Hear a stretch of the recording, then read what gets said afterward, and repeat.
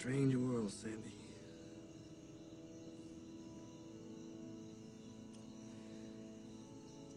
Dorothy Valance is married to a man named Don.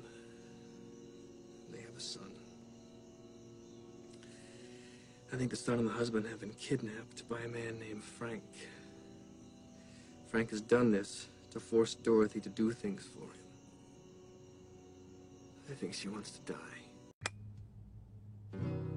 A candy-colored clown they call the Sandman tiptoes to my room every night, just to sprinkle stardust and to whisper, go to sleep, everything